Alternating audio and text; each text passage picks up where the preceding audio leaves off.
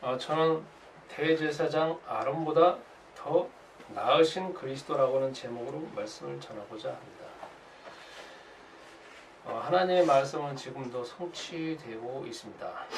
우리가 지금 눈이 열려지지 않고 조금만 열려져 있어서 그렇지 주의 말씀은 지금도 성취되고 있습니다. 물론 여러분과 내가 신앙생활은 어떻게 하면 주의 말씀이 지금도 나에게 성취되는 것인가 그쪽으로 자꾸 가게 되어 있습니다. 제일 처음에 신앙생활 하는 사람들은 목적을 가지고 사실 신앙생활을 하게 돼 있고 목적을 가지고 교회 오게 돼 있고 목적을 가지고 기도하게 돼 있습니다. 그 목적은 자기가 뭔가 문제가 있다든지 자기가 뭔가 야망이 있다든지 아니면 자기가 뭔가 이루고 싶어하는 것을 위하여서 하나님을 이루기 위한 도구로서 계속 기도하게 돼 있습니다. 그러다가 어느 순간이 지나게 되어지면 하나님께서 세상을 이끌어 가시고 움직이시고 나를 통한 하나님의 언약의 계획이 있겠다. 그게 어느 순간에 또 깨달아지는 가운데 이제 신앙생활에 자꾸 하나님이 나를 통한 계획 그쪽으로 좀 옮겨지게 되어 있습니다. 그러다가 어느 정도 다 깨달아지면 드디어 천국에 갑니다. 그렇죠.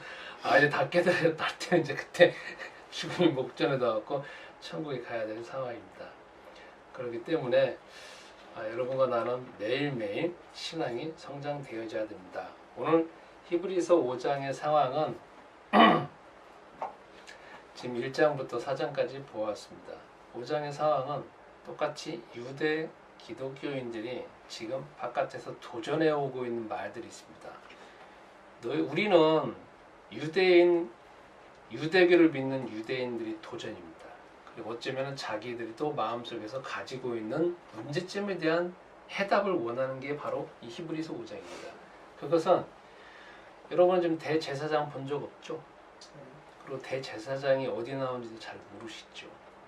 그리고 대제사장이 사실 무슨 일을 하는가는 저번 주에 잠깐 이야기 좀 잘 모르잖아요. 그죠? 이스라엘 나라 사람들은 대제사장 하면 어떻게 생겼고 어떤 옷을 입었고 무슨 일을 하고 음식은 뭐 먹고 평일에는 어떻게 다니고 이게 있잖아요. 그냥 쫙 스캔이 되어져 있어요. 예를 들어 봅시다. 우리 추석 때 무슨 음식 먹는 거 아시죠? 네. 그리고 그 송편 같은 거 어떻게 만드는지 대충 아시죠? 네. 똑같은 겁니다. 비슷하게. 그래서 유대인들은 항상 마음속에서 그러면 신앙생활 하는 가운데서도 의문점 그리고 계속 바깥에서 유대교 유대인들한테 질문받는 도전받는 것도 똑같은 겁니다. 야 우리는 대제사장이 있다. 니들은 대제사장이 있냐? 우리 대제사장은 하는 일이 있거든요. 이런 일을 하는데 너희들 뭐하냐? 이 질문합니다. 그때 그것을 받고 있는 유대인 그리스도인들도 뭘까 질문하면서 고민하기 시작합니다. 예수님은 어디 계시느냐? 하나님 우편에 계시는데 그러면 대제사장은 지금 우리에게도 필요한데 뭘까 하면서 고민하는 거에 대한 답변이 히브리서 5장이고 4장입니다. 앞으로 6장까지 또 계속 나옵니다. 그래서 그거에 대해서 제가 설명을 하겠습니다. 1절에 보시면 오늘은 성경을 읽으면서 설명하겠습니다. 1절에 대제사장마다 사람 가운데 택한 자임으로 요 퀴즈가 나옵니다. 우리나라 대통령은 뭐 하는 거죠? 우리나라 대통령의 가장 핵심은 우리나라 국민의 대표 해가지고 국정을 수호하면서 쭉 나옵니다. 그죠? 이스라엘 나라에서는 대제사장이 있습니다. 대제사장이 하는 가장 첫 번째, 가장 중요한 일은 뭐냐? 우리나라 달력이 아니라 이스라엘 나라 달력의 기준으로 7월 11일 날 되면 대속죄일이 있습니다. 그때는 성인들 포함해서 전부 다 성전에 다 모입니다. 그래서 뭐냐? 대제사장이 이스라엘 나라 사람들의 1년 동안 모든 지은 죄, 눈으로 봐서 지은 죄, 스스로 지은 죄, 다른 사람이 지은 죄를 본 거, 그리고 다른 사람들이 밤에 몰래 지은 죄도 많아요. 그죠? 그리고 밤에 우리도 모르는 사이에 누가 막 다 그 땅에서 지은 모든 죄도 있잖아요. 그리고 인간으로서 숨쉬는 모든 것까지 다 포함해서 그거를 7월 10일 날 대속죄일 날 제물을 하나님께 대신 바침을 인하여서 하나님을 다시 만나게 되어지고 이스라엘 땅에 살고 있는 그 땅 안에서 지었던 모든 것 자체가 다 하나님께 해결되어짐으로 인하여서 죄가 해결되어서 다시 그 땅에 하나님의 축복, 그 땅에 사람은 하나님의 축복, 그 땅의 곡식이 하나님의 축복, 그리고 그 땅에서 일하고 있는 후손과 대대손손의 하나님의 모든 축복을 받는 그 일을 하는 일이 누구냐면 대제사장. 그것도 1년에 딱 한 번밖에 못해. 그 일이 가장 중요한 일이에요. 물론 대제사장은 이스라엘 나라에서 가장 최고의 정치 지도자입니다. 이스라엘 나라에서는 정치하고 종교가 같이 일체가 되어 있으니까. 그러나 그 일 때문에 있는 겁니다. 그만큼 중요합니다. 그런데 우리가 생각할 때 뭐 그게 뭐가 중요하냐라고 하지만 그게 바로 여러분과 내가 하나님을 잘 모르는 겁니다. 지금도 바깥에 나가면 그렇잖아요. 바깥에서 사람들도 하나님 알아요. 그죠? 근데 우리가 아는 하나님하고 그들이 아는 하나님하고 조금 범위가 달라요. 그분들은 하나님이 조물주 하나님이라는 걸 인정합니다. 또 세상 만드신 거는 인정할게.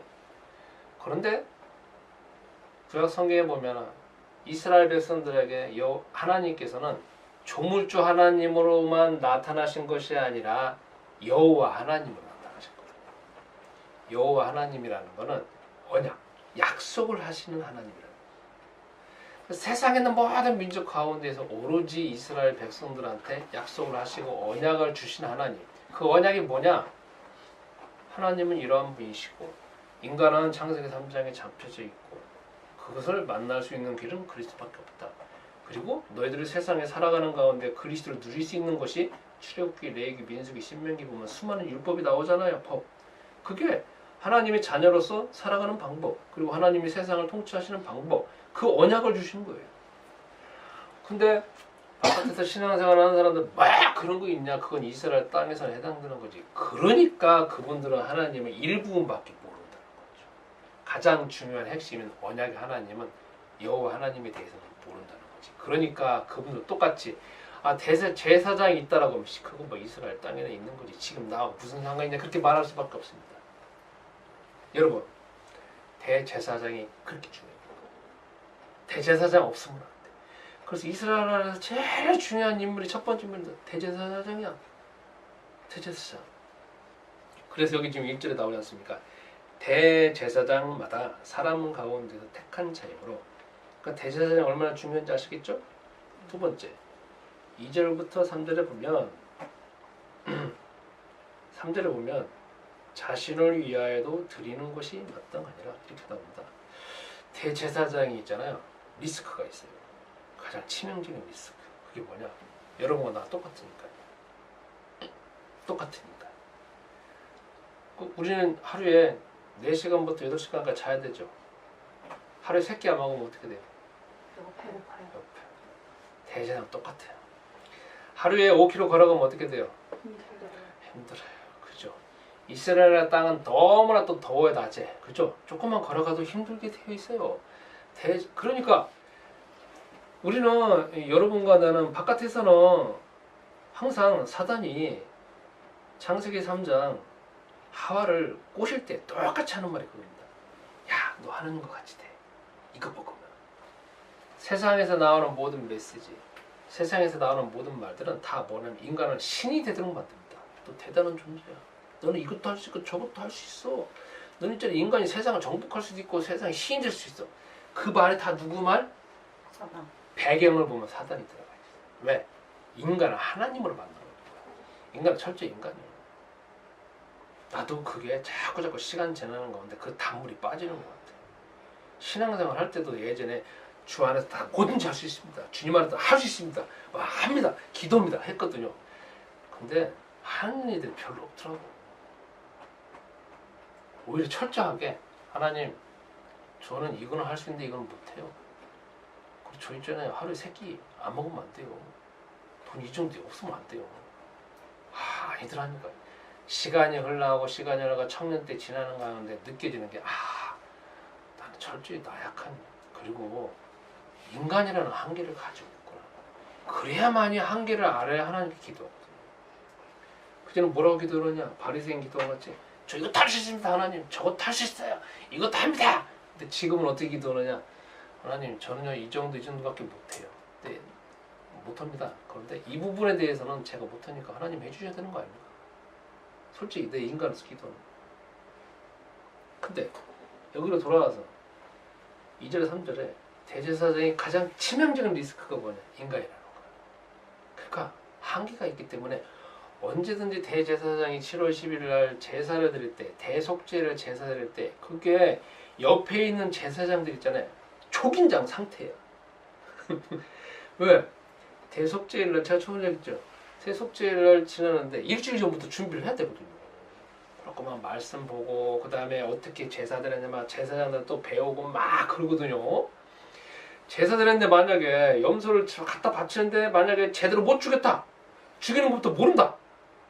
그러면 이스라엘 나라 사람들의 모든 죄가 그대로 있는 거잖아요. 그게 죄가 그대로 있는 게 문제가 아니라 하나님께 세상에 있는 모든 축복은 다 여호와 하나님한테 나오는 거 아닙니까? 그렇죠. 그런데 그 하나님이 받는 모든 복을 그냥 다 멈춰지거나 아니면 올 수 없고 받을 수 없는 그러한 위기의식을 가지고 있기 때문에 대제사장은 일주일부터 그 성전에서 이제 옆에 있는 제사장 다 분야가 다르거든요. 막 교육을 시키는 거야.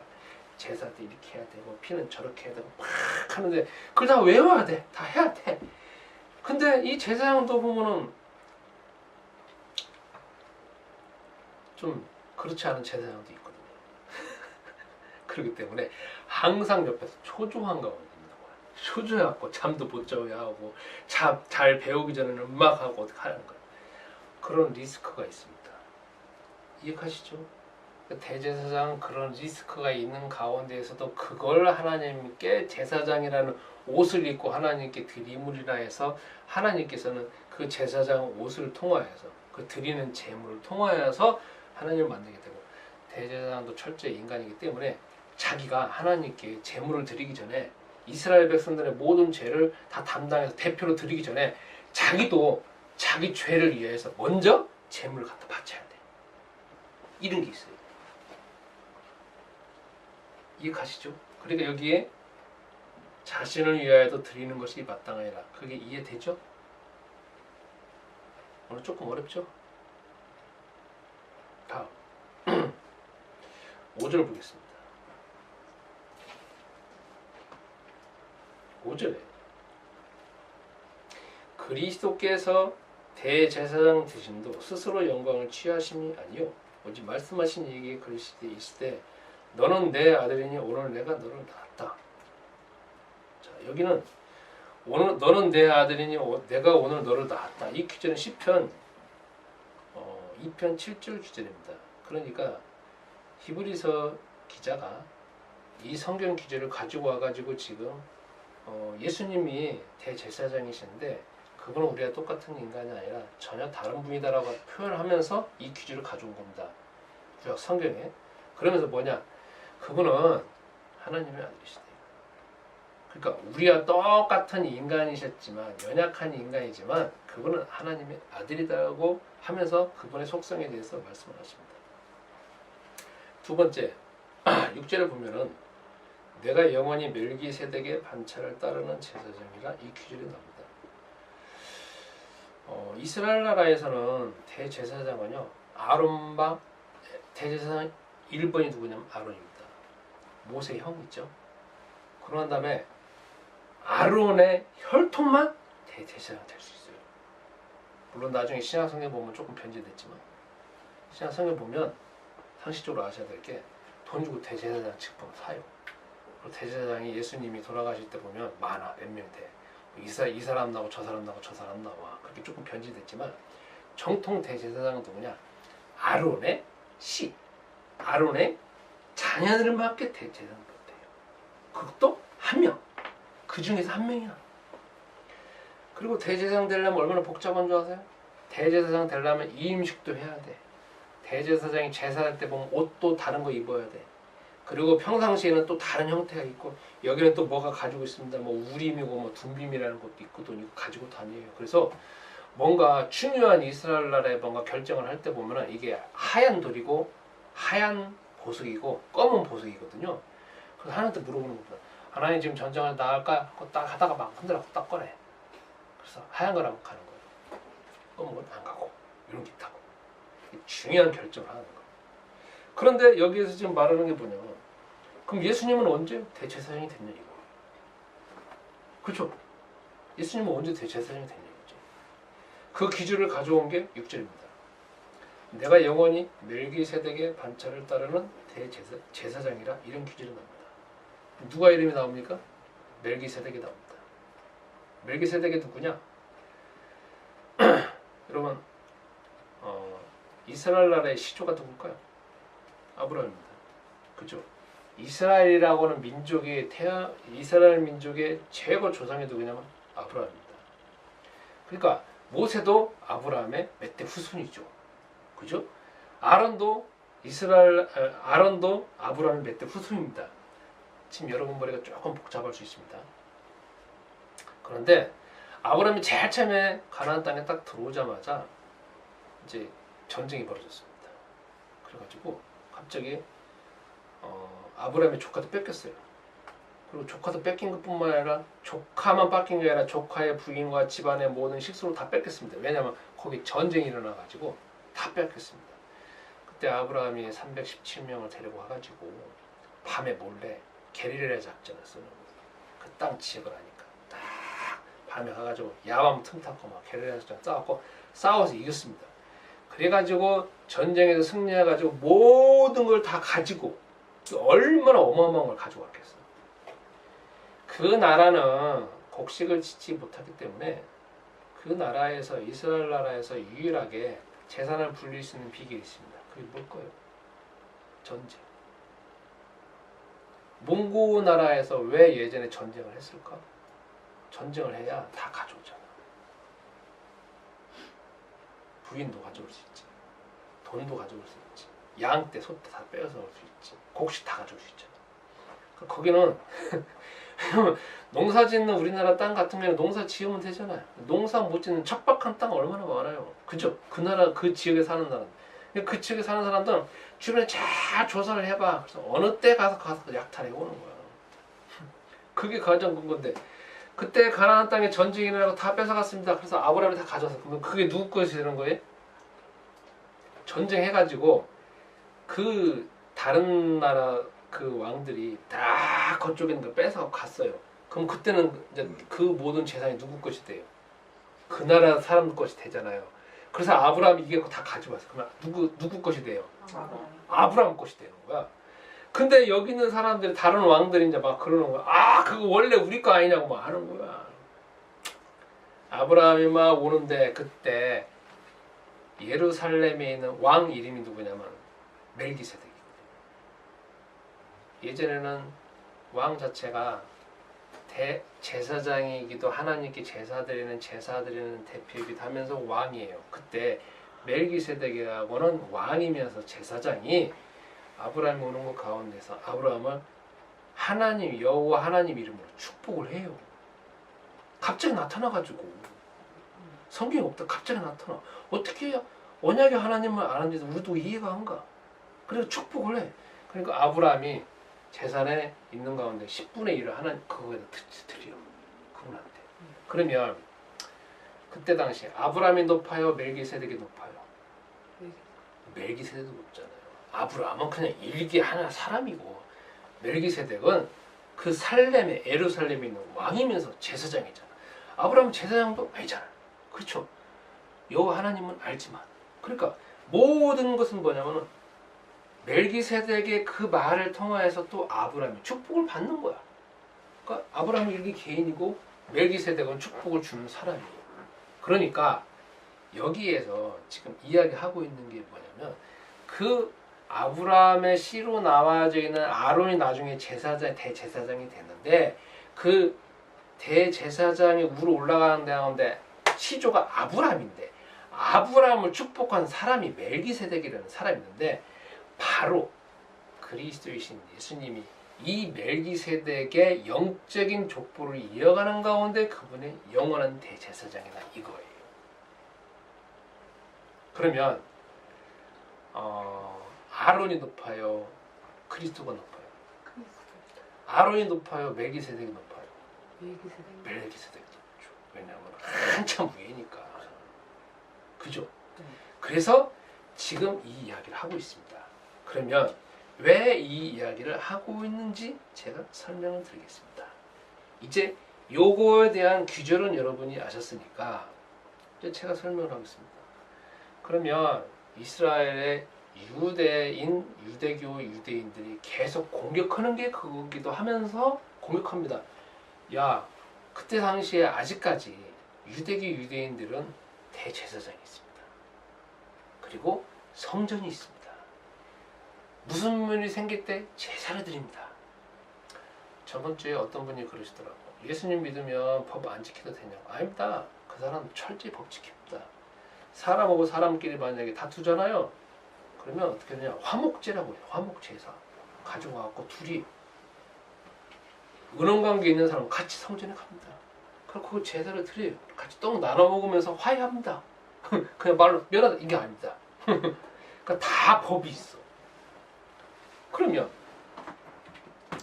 그 유대인들이 하는 게, 야, 우리 제사 드리는, 우리는 아까 말한 것처럼 대제사장도 있다, 성전도 있다. 그래서 우리가 앞으로 살아가는 가운데, 지금 현재 살아가는 가운데에서 모든 죄나 화물이나 이런 것 자체도 대제사장을 통해 다 해결한다. 이는 뭐냐? 예수님이 하나님 우편에 올라가실 때 뭐냐 이겁니다.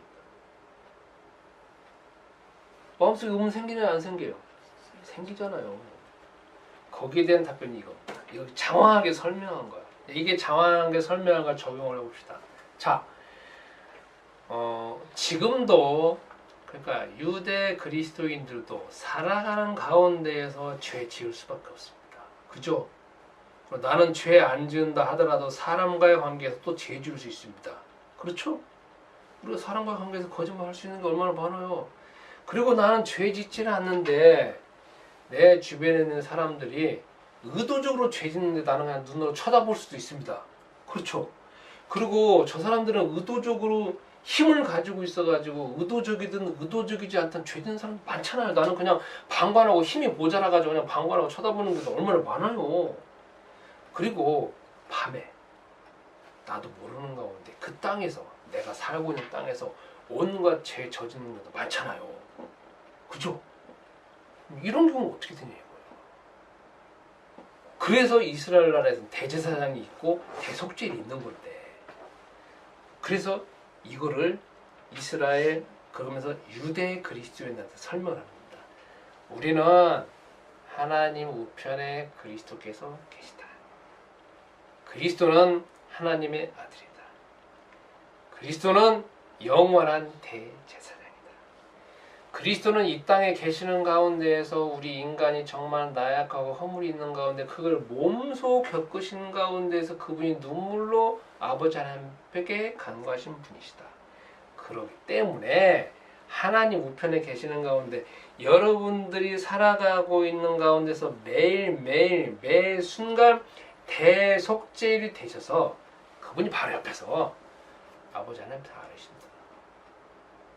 그러니까 여러분들은 그 대제사장이신 그리스도께서 바로 옆에서 여러분의 모든 걸 다 위하여서 기도하시는 가운데 해결됐기 때문에 담대히 나아가고 하나님께 다 기도하는 가운데 응답 받을 수밖에 없고 축복 받을 수밖에 없는 위치에 있다. 그게 누구 때문에? 대제사장이신 영원한 대제사장이신 그리스도 때문에. 요거는 항상 7월 11일에 기다려야 돼. 그리고 대제사장이라는 거 리스크가 항상 있잖아요. 그렇죠? 그때까지 기다려야 돼. 이 이스라엘 땅 전체에 대한 거로. 그리고 항상 성전에 가야 돼. 1년에 3번씩 가야 돼. 대속죄를 다 가야 돼. 우리는 아니잖아. 그리고 여기는 모형이잖아. 모형. 모형이라는 건 실제에 대해서 어떤 모형을 만들어 놓은 거란 말이야. 근데 유대 그리스도인들은 아니잖아. 하나님 우편에 가신 스데반이 봤다. 보라.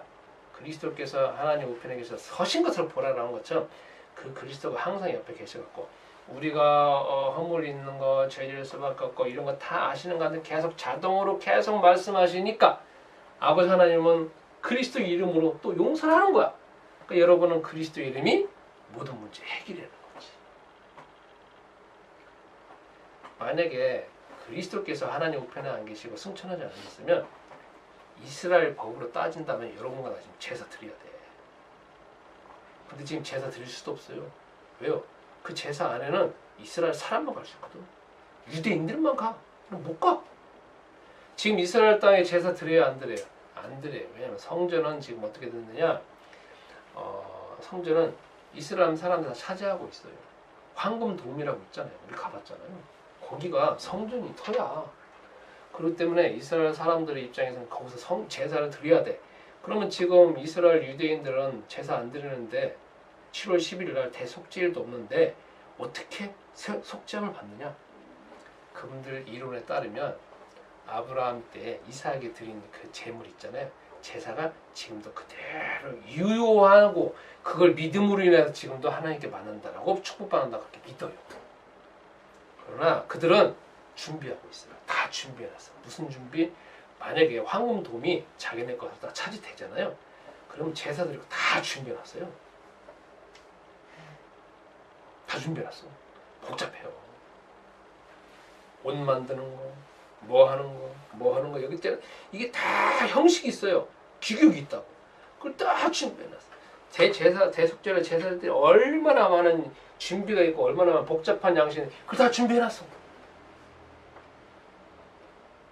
그러니까 지금 여호와 하나님이 살아계시고 주 하나님이 살아계신다고 안 믿는다 하더라도 세상 사람들은 똑같이 대속죄를 제사 드려야 돼. 근데 여러분과 나 안 드리잖아요. 이 성경을 받고 있는 유대 그리스도는 더더구나 안 드리잖아요. 성전도 안 가잖아요. 왜? 영원한 대제사장이신 그리스도가 하나님 우편에서 모든 걸 해결하시고 위해서 간구하시기 때문에 그 믿음으로 인하여서 그리고 또 그렇게 사실이니까 그 사실을 믿음으로 인하여서 자기들은 그걸 또 믿고 그로 인해 또 하나님 담대히 가는 거예요. 또 하나가 있습니다. 또 하나가 뭔가요? 우리가 살아가는 가운데에서 지금 여기 똑같은 질문이 도대체 하나님 우편에 계신 그리스도가 뭐하냐에 대한 답변입니다. 여러분 그렇기 때문에 우리가 지금 솔직하게 해야 될 게 뭐냐면 살아가는 가운데 우리는 의도적으로 지치 않는 죄도 많잖아요. 그죠? 하나님한테 가장 걸림돌이 뭐냐면 죄입니다. 내가 의도적으로 지치 않는 죄다 할지라도 내가 관계로 있는 죄는 참 많습니다. 왜요? 여러분 국가 보세요. 지나가는 건데 실제 보여요 안 보여요? 제가 어저께 저녁에 기도로 다니려고 밤에 쭉 천화동 돌아다녔어. 천화역 가면은 저쪽 보면은 술집 많은 거 보이세요? 거기는 또 남자들만 여자들만 있는 데 있습니다. 남자들만 밤에 몰래 가는데 가서 뭐 성찍는 뭐 하는데 불 빠르게 켜 있어요. 있잖아요. 그러면 마음속에 막 여러 가지 상상이 되잖아요. 다 죄예요 하나님 앞에서는. 그러면 나는 안 죽고 싶다 할지라도 보여지는 거래. 누가 의도적으로 말해 현란한 거 보여주는데 그거 어떻게 해? 그거 딱 봤는데 세상에 얼마나 많아요. 나는 나약하잖아요. 내가 아무리 잘 가고 싶어도 그렇지 않잖아요. 그 부분에서 이것도 저것도 다 맨날 회개하다 보면 볼일 못 봐. 시간도 할 시간도 없어. 그런데 그걸 누가 대신 담당하시느냐? 하나님 우편에 계신 그리스도가 대신 담당이기 때문에 여러분과 나는 또 하나님께 담대히 갈 수가 있다. 그래서 우리는 신앙생활은 죄를 회개하기 있는 게 아니야. 신앙생활은 그 모든 죄를 다 그리스도께서 다 해결하심으로 인해서 내가 하나님 앞에 담대히 나아가는 그 축복과 권세를 누리는 게 신앙생활이지. 맨 뭐 죄 회개하고 그거는 세상에서나 종교에서나 하는 거예요. 그렇죠? 그래서 오늘 이 기준이 없으면 우리는 이 기준이 얼마나 중요한지 알아요. 두 번째, 한 가지 더 말씀드립니다. 여기에 11절부터 14절까지 나오는 가운데에서 11절에 뭐라고 나오냐면요. 듣는 것이 두려움으로 설명하기 어려우니라. 여러분 지금 듣는 거 어렵죠? 여러분도 듣는 게 두려운 거야.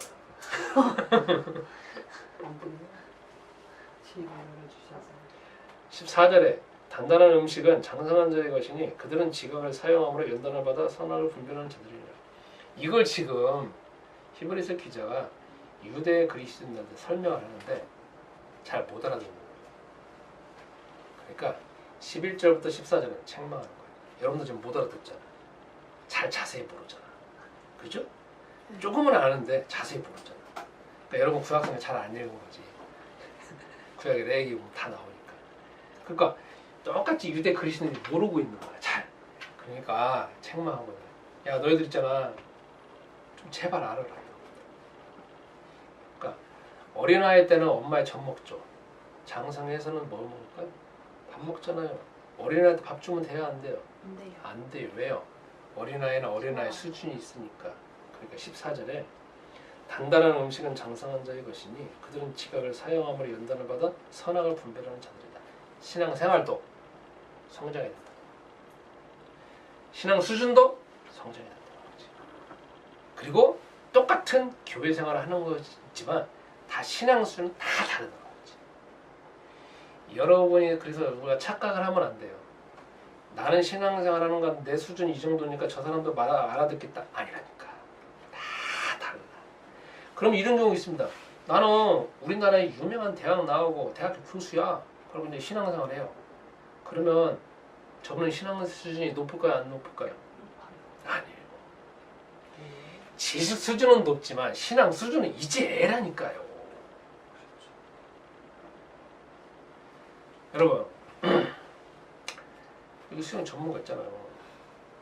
비교하면 되잖아요. 대학 교수님이셔. 박사학위 받으셨어. 이제 수영 배우려고 하면 수영 들어가요. 그럼 수영 벌써 전문가 돼야 안 돼요? 기초부터 해야지. 똑같은 거예요. 우리가 지금 착각하는 거지. 그러니까 박사님이고 돈 많고 사장님이고 뛰어나고 빌 게이츠니까 갑자기 신앙생 들어왔어요. 그럼 신앙생 금방 잘해요? 아니라니까. 또 깐난 아이야. 근데 우리가 지금 착각하고 있는 거지. 아 사회에서 그랬으니까 왔으니까 대단하다. 아니라니까. 그래서 지금 망하고 있는 거야. 다 다른 거야. 그거는 세상에서 뭘 했고 상관없어. 똑같잖아. 시험. 세상에서 뭐 아무리 대단한 상관없다니까. 아무리 운동 다른 거 열심히 해도 상관없어. 여가 수영 배우는 속도는 조금 다를 뿐이지 다 단계를 밟아야 되는 거 똑같은 것처럼 신앙생활도 사회에서 아무리 유명했다 들어와서는 차근차근 밟는 게 수준이 다른 거고 그러는 가운데 시간이 흘러가야 되고 또 연단도 받아야 되고 또 기도도 받아야 되고 또 배워야 돼. 그런 과정이 있어야 되는 거야. 자, 그러다 따라서 하겠습니다. 신앙 수준은 신앙 수준은 다 다르다. 다 다르다. 신앙 수준은 신앙 수준은 다 다르다. 다 다르다. 또 하나 따라서요. 나는 나는 신앙 수준을 신앙 수준을 더 높여야 한다. 더 높여야 한다. 그리고 마찬가지로 뭐냐면은 자꾸 신앙 수준이 높아지는 겁니다. 그래서 우리가 지금도 자꾸 성장해야 될 것 같습니다. 자, 결론을 내리겠습니다. 어떻게 적용할 것이냐. 우리 신앙 수준, 우리 신앙은 연속성이 있습니다. 우리 신앙 수준도 성장해야 됩니다. 여태까지 하나님을 내가 문제 생길 때만 기도하고 문제 생길 때만 하나님 도와주세요. 거기서 멈춰져 있으면 우리 신앙 수준은 계속 그 상태입니다. 10년 지나도 20년 지나도 그 상태입니다. 이거 수영하고 비교했습니다. 요즘 제가 수영하고 비교가 참 잘 되더라고. 제가 20년 전에 수영 배웠습니다. 개헤엄, 국적도 없는 개헤엄을 배웠습니다. 바닷가에서. 그것도 저희 자녀들한테 자랑스럽게 가르쳤습니다. 제 아내한테도 가르치고 대단한 됐습니다. 그리고 요즘에 20년 지나고 나는데 그 수준입니다. 저는 아무리 해봐야 그 국적 없는 수영 수준으로 체력 좋을 때는 한 40m는 갈 수 있어요. 근데 그 이상은 못 갑니다. 근데 지금 뭐 하느냐? 다 깨부셔서 다시 배웁니다. 국적 없는 신앙 수준, 국적 없는 수영 40년, 20년 배워도 그 수준이야. 그 수준. 성장이 안 돼요. 마찬가지로 여러분과 나의 신앙 수준 성장해야 됩니다. 그런데 아까 말한 것처럼 우리는 기본적으로 다 기복 신앙을 가지고 다 신앙 수준을 합니다. 교회 들어오면 이거 주세요, 저거 주세요, 저거 주세요, 저거 주세요 막 합니다. 그게 언제부터 텀이 될지는 잘 모르겠어요. 개인마다 다르니까. 근데 쭉 흘러오다가 어느 순간에 바뀔 수도 있고 안 바뀔 수도 있지만 죽을 때까지 그 수준을 머무는 사람들 많아요. 바꿀 수 있는 비결이 뭐냐? 언약 붙잡고 기도해요. 여기 지각을 분별한다고 하잖아. 어려운 일이 생기거나 뭐 할 때 하나님 앞에 기도하는 가운데서 어려운 일이 생길 때만 기도하는 게 아니라 말씀 붙잡고 기도해야 돼. 그리고 내가 또 지각을 사용한다고 하잖아. 머릿속에 생각을 해야 돼. 아니 왜 이렇게 신앙생활 하는 사람이 왜 생각이 없는지 모르겠어. 좀 무조건 해주세요 잠깐만 그거 끝이야. 이게 머리가 안 돌아가나 봐.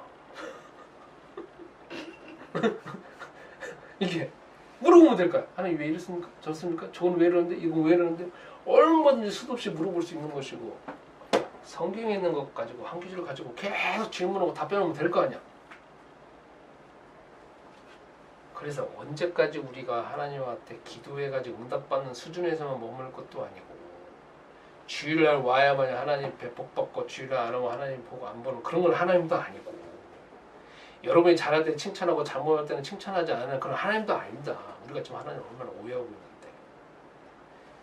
다만 하나님 우편에 그리스도께서 대제사장으로 계시니까 여러분 이번 한 주간도 살아가는 가운데 힘들고 어렵고 답답하고 있을 때 그분이 그냥 가만히 뒷짐지고 여러분 고생하는 가운데 그냥 있는 분도 아니기 때문에 다 그걸 겪으셨기 때문에 그걸 이길 수 있는 힘, 스트레스를 이길 수 있는 힘, 뭐 할 수 있는 힘 그걸 다 주시기 때문에 그때 여러분 기도하시는 가운데 응답 받으시고 또 그 수준에 벗어나서 주의 언약이 나에게 어떻게 성취될 것인지 그 성숙한 그리스도인이라서 한 주간 동안 응답 받으시기 바랍니다. 아멘.